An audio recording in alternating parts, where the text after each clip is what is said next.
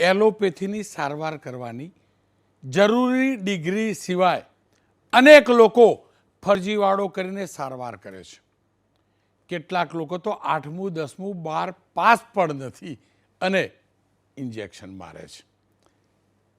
આ બીમારીનો કોઈ અંત નથી. એનું કારણ છે મજબૂત કાનૂન નથી.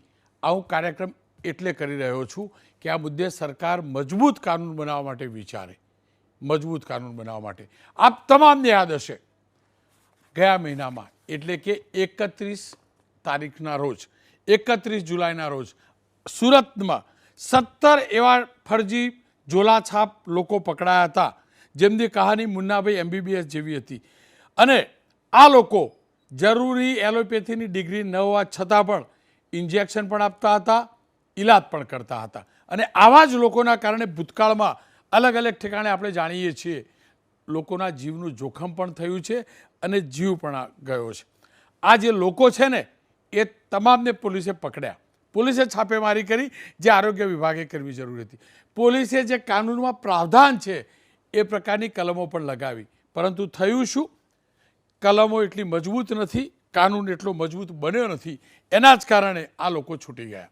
ધનરાજ બાગલે ABP અસ્મિતા સંવાદદાતાએ થાની લીધેલું એ નજર રાખીને બેઠા હતા કે આ લોકો સુધરે છે કે નહીં. તમને દુઃખદ આશ્ચર્ય થશે, આ જે 17 પકડાયા ને એ પૈકીના 3 પાછળ જ ધ્યાન રાખ્યું. એ ત્રણે ફૂલ સ્ક્રીન જોજો. એ 3 લોકો છૂટ્યા પછી અંદર ટ્રીટ કરેલા હશે. આ એક, હવે બીજો જોજો, ટ્રીટ કરેલા છે આ ત્રણે. આ બીજો પણ હમણાં આવશે. આ બીજો વ્યક્તિ કે જે 12મું પાસ છે એની જોડે ડિગ્રી પણ આગળની નથી. અને ત્રીજો, આ ત્રણે ફરીથી અલગ અલગ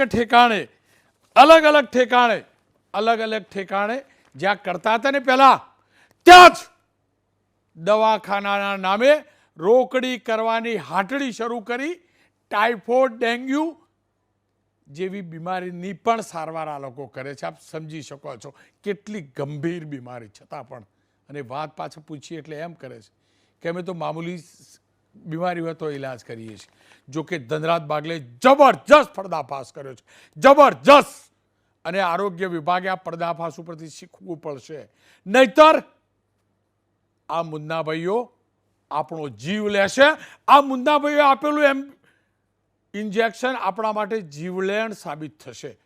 3 અલગ અલગ ઠેકાણે ધનરાજ બાગલે ગયા ને એક પછી એક આ ફરજીવાળાનો પર્દાફાશ કરતો. ધનરાજનો અહેવાલ જોઈ લો.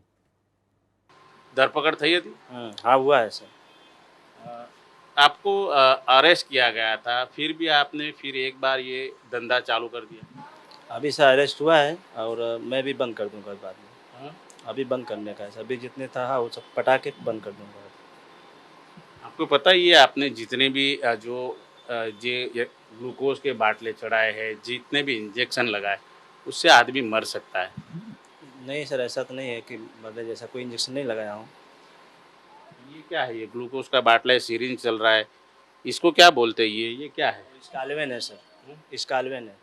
तो वो शरीर में आपने डाला है तो कुछ नहीं होगा? नहीं, इससे कुछ नहीं होगा सर। स्कालवेन से कैसे कुछ नहीं होगा? किस तरह आप बता सकते हैं? स्कालवेन से सर कुछ होता ही नहीं है, क्योंकि वो तो IB स्टैंड है सर। IB से कुछ होता ही नहीं है। आप एक बार अरेस्ट हो गए हैं, फिर भी क्यों ऐसा करते हो? आप लोगों के जान के साथ क्यों खिलवाड़ करते हो? नहीं सर, अभी नहीं करूँगा। आपको मैं बता रहा हूँ ना सर, नहीं करने का। आपने कितनी पढ़ाई कितनी करी? 12वीं तक पढ़े हो और इस प्रकार से आपने चालू कर दिया डॉक्टर? 12वीं सर मैंने सर इलेक्ट्रोमियोपैथी का कोर्स भी किया था। ये कोर्स करने के बाद आप डॉक्टर बन जाते हो? हाँ सर, इंस्टीट्यूट चलाते हैं सर। कोर्स हमारा जो होता है EH का। कौन मान्यता देता है आपको इस तरह से 12वीं करके कोई भी एक कोर्स कर लो और डॉक्टर बन जाओ? नहीं सर, जो गुजरात जो हाई कोर्ट है उसने हमको EH का परमिशन दिया है सर। आपको अरेस्ट किया गया था तो आपने क्या बताया था पुलिस वाले को कि हम लोग नहीं करेंगे ऐसा वैसा? सब कुछ बताया था, फिर क्यों चालू किया? हाँ तो बंद कर देंगे सब। जो अपना EH का परमिशन नहीं है, EH के जो परमिशन है उसमें कर सकते हैं। बाकी अगर बोट लगा नहीं कर सकते सर, बाट नहीं लगा सकते हैं। वायरल फीवर में आप इलाज करते हो तो ये इस तरह से इतने जो पेशेंट है उसको इंजेक्शन लगाना, ग्लूकोज का बाटला चढ़ाना और ये सब कुछ करना, तो ऐसा नहीं लगता है आप गलती कर रहे हो? नहीं हो तो हमारा जो गुनाह है सर, इसका जो बाटला लगाते हो हमारे गुनाह में नहीं आता सर। तो आप बाटला चढ़ा सकते नहीं हो? मतलब गुनाह है, बाटला लगाना हमारा गुनाह है। तो आपकी गलती हुई ऐसा मानते हो हाँ आप? मानता हूँ सर। इसके बाद अभी नहीं करोगे, ये क्लिनिक शुरू नहीं करोगे आप? नहीं चालू करूँगा सर। आपको अरेस्ट किया गया था, तो क्यों फिर से एक बार आपने ये सर, अभी क्लिनिक? मैं ये मतलब बंद कर रहा हूँ, तो अभी थोड़ा मतलब ये मालिक का भाड़ा अभी 50,000 बाकी है। तो अभी बातचीत हो गया, अभी अगले 25 तारीख को मैं खाली करके जा रहा हूँ बंद करके। अच्छा, तो 50,000 भाड़ा बाकी है तो दवाखाना चालू कर दिया? नहीं चालू नहीं कर दिया, मतलब अभी इसको मिस्त्री आ रहा है, मतलब सब खोल खालने की मतलब बातचीत चल रहा है, तो इसलिए मैं अभी खोल के बैठ। ये तो सब पहले का पड़ा था, वही इधर पड़ा है। क्या बात कर रहे हो, कितना झूठ बोल रहे हो आप? नहीं नहीं, ऐसा नहीं, मैं पेशेंट देख रहा हूँ, मतलब 1-2 पेशेंट तो देख रहा हूँ, और अभी वो मिस्त्री का बातचीत चल रहा है, मतलब वो आएगा तो उसको मैं अभी खाली खाली करके मालिक से बात हो गया, चाहे आपको डायरी भी दिखा सकता हूँ, मतलब वो बाकी है, तो उनको अभी देना है, तो वो भी मतलब अभी खाली करने के लिए मतलब मना कर रहा है, पहले पैसा जमा करो उसके बाद, तो इसलिए अभी मतलब इसको भी बंद कराना है। वो तो मेरा हो गया, तो सबको मालूम ही है, तो अभी मैं बंद कर रहा हूँ। तो फिर तो जब आपको अरेस्ट किया उसको तो 10-15 दिन हो गया, फिर क्यों चालू किया? नहीं हाँ, तो वही तो मैं बोल रहा हूँ, अभी खाली करने के सब खोल खाल के मतलब वो खाली करना पड़ेगा ना रूम से, इसलिए। खाली करते करते ये सब सारे इंजेक्शन मारते जाओ आप अभी इतने सारे। नहीं नहीं, ये तो अभी हाँ, वो तो मैं देख रहा हूँ, मतलब आने के बाद 2-4 पेशेंट मैं देखा, लेकिन अभी तो खाली है बस। आप 12वीं कक्षा तक पढ़े हो, डॉक्टर कैसे बन गए? तो सर हमारा तो डिग्री मतलब BEMS है ना, तो इसमें तो डिप्लोमा एक होम्योपैथिक है, तो उसमें तो हम लोग मतलब ज़्यादा बड़ा डॉक्टर तो है नहीं, छोटा मोटा वैसे हल्का पल्का सर्दी खांसी बुखार मतलब यही दवा देता हूँ।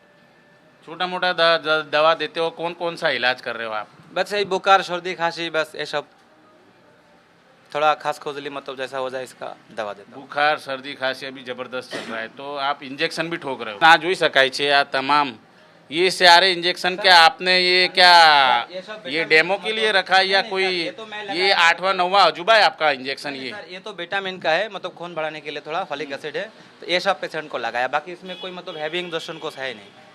आपको पता है आपको इंजेक्शन लगाने का कोई अधिकार नहीं है, हाँ जी सर, जी सर, जी सर। तो क्यों लगा रहे हो आप लोग इंजेक्शन? सर नहीं, अभी तो लगाना बंद कर दी, ये तो मतलब पेशेंट लेके आया, मतलब लगा के दो, मैं इधर खुद लेके मतलब लगा नहीं रहा हूँ खरीद के, खुद दवा तो सब उठा के लेके गया था खाली बस। अच्छा, आप बताइए, जिस प्रकार से आपकी अरेस्ट हुई थी उसके बाद फिर एक बार आपने ये जो दवाखाना है शुरू कर दिया, क्यों? सर अभी तो गरीब आदमी है, क्या करो, गरीब आदमी हूँ, ये बेकार चलेगा नहीं मेरा, खर्चा पानी खर्चा है ज़्यादा घर में, माँ बीमारी है, दोनों लड़की है, उसको पढ़ाई खर्चा उठाने के लिए। लेकिन आपको ऐसा नहीं लगता कि आपने ये जो दवाखाना खोल के रखा है, आप इंजेक्शन दोगे कोई मर जाएगा तो कौन जिम्मेदार? वो तो सर ऐसे कोई सीरियस पेशेंट नहीं देखते ना, ऐसे कोई सीरियस पेशेंट नहीं देखते, कैसे पेशेंट देखते हो आप लोग? नॉर्मल जैसे नॉर्मल केस देखते हैं, नॉर्मल पेशेंट देखते हैं। आपको पता है आज 6 महीने पहले आपके जैसे ही डॉक्टर ने एक बच्ची को इंजेक्शन मारा था और वो बच्ची मर गई थी सिविल में जाते ही। जिम्मेदार कौन है ऐसे लोग? अभी जो गलती करेगा तो उसके लिए तो सजा होगा ही। आपकी 12वीं तक की पढ़ाई है, तो 12वीं तक की पढ़ाई में कोई डॉक्टर इलाज कर सकता है ऐसा? सर वही हिसाब से नॉर्मल ही करते हैं, ज़्यादा जैसे जो हमारा बस का नहीं है वो नहीं देखते। कभी जिंदगी में ऐसा सुना है कि 12वीं कक्षा तक पढ़ा हुआ कोई डॉक्टर बन गया है?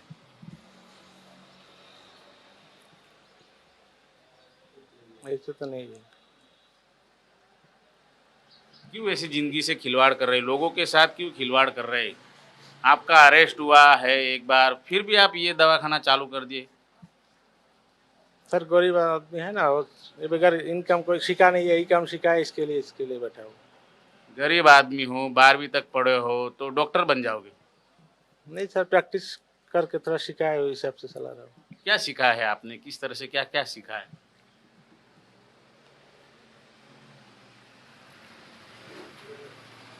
कहाँ सीखे थे आप? कोलकाता में सीखा है, कोलकाता में डॉक्टर के पास। कोलकाता में कौन सी जगह सीखे थे, किसके पास सीखे थे? कृष्णनगर, कृष्णनगर। અમે ઓથોરિટી તો નથી પણ સમાજનું પ્રતિનિધિત્વ કરીએ છીએ અને ધનરાજે પ્રૂવ કર્યું, સાબિત કર્યું ધનરાજ બાગલે કે જર્નાલિઝમ શું હોવું જોઈએ. એટલું જ નહીં, કોઈ ફોર્સ તો ન કરી શકાય, પણ હા, એ ડૉક્ટર સાહેબે સો કોલ ડૉક્ટર સાહેબ બની બેઠેલા, એમને શું કર્યું ધનરાજ આગળ એ જોઈ લો. આ ડૉક્ટર સાહેબ ધોરણ 12 ભણેલા છે, પોતાની ભૂલ પણ માની છે, કાન પણ પકડ્યા છે ને એક વખત ધરપકડ પણ થઈ છે, પરંતુ સુધરે બીજા. પરંતુ એ અત્યારે દવાખાનું ફરી એક વખત ચાલુ તેમણે કરી દીધું. સાહેબ, દવાખાનું બંધ કરશો કે નહીં? हाँ बंद कर देंगे, बंद कर देंगे, बंद करेंगे. ભૂલ થઈ છે તમારાથી? बोल सही. કાન પકડો છો તમે? હવે આ પ્રમાણે તમે દવાખાનું નહીં ચલાવો, કંઈ ગેરંટી આપશો? हाँ नहीं चलाएंगे. ડૉક્ટર તમને જોઈ રહ્યા છે, તમામ લોકો, કે આ પ્રમાણે તમારે નહીં થઈ શકે. કેમ આવું કરો છો? ભૂલ થઈ ગઈ છે, માફી માંગો છો? એક વખત દર્શકોને કહી દો. हाँ माफ़ी मांगू છું. हम नहीं चलाएंगे. આશા રાખું, ખરેખર આશા રાખું કે આ લોકોનું શટર પડે. નહીં પડે તો આપણા જીવનનું શટર પાડશે આ લોકો.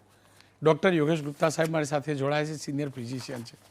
ડૉક્ટર સાહેબ, આનો ઈલાજ હવે મારી જોડે નથી, તમે આ ક્ષેત્રના માહિર છો, આ બધાનો ઈલાજ શું હવે, આ બધાનું ઓપરેશન શું?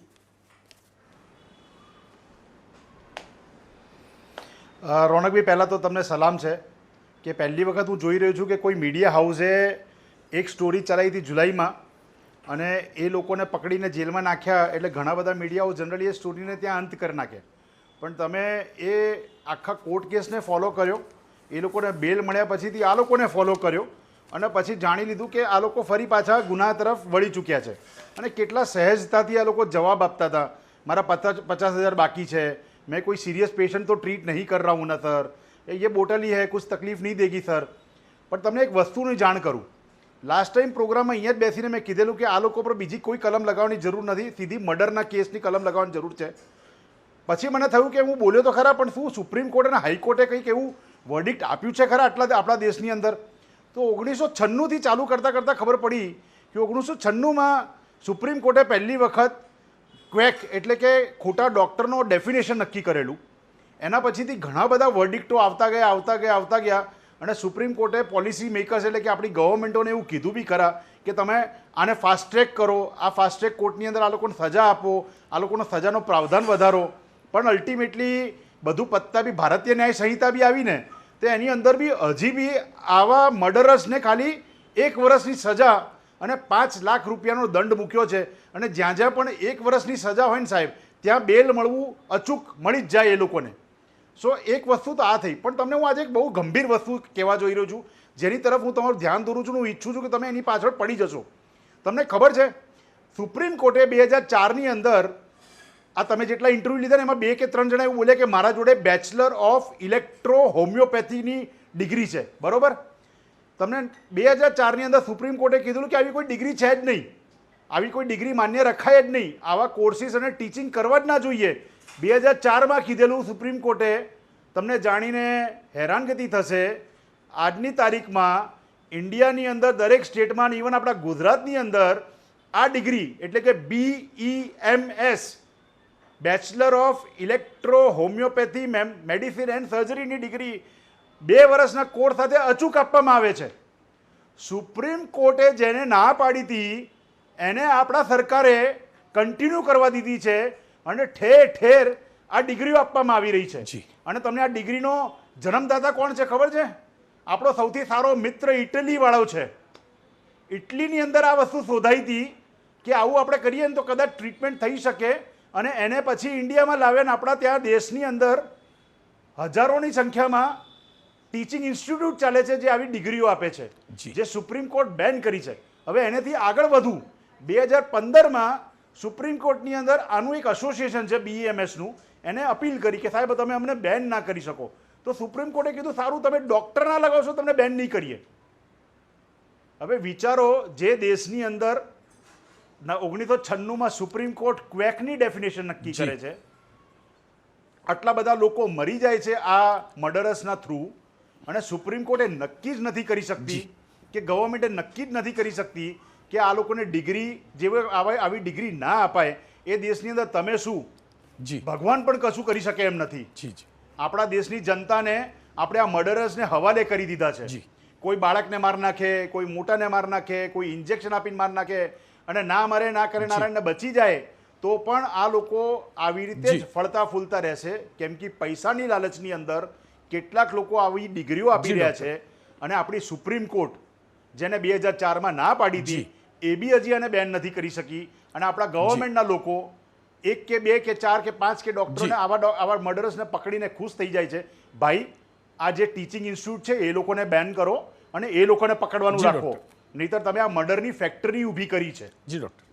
ખેર, આપનો ખૂબ ખૂબ આભાર. ખેર, ફરી એકવાર કહીશ, આપણી ન્યાયપાલિકા શ્રેષ્ઠ છે. ન્યાયપાલિકાનો પૂરો આદર જરૂર છે, જરૂર છે મજબૂત કાનૂન બનાવવાની, મજબૂત કાનૂન બનાવવાની. અને આ ડિગ્રી પણ જે પણ છે એ પાછી સાચી લઈને સર્ટિફિકેટ છે કે ખાલી લગાવ્યા છે એ તો વાત અલગ જ છે. કારણ કે એમને સાચા ઇન્જેક્શનના નામ પણ બોલતા નથી આવડતા, એ પણ હકીકત છે, એ પણ હકીકત છે.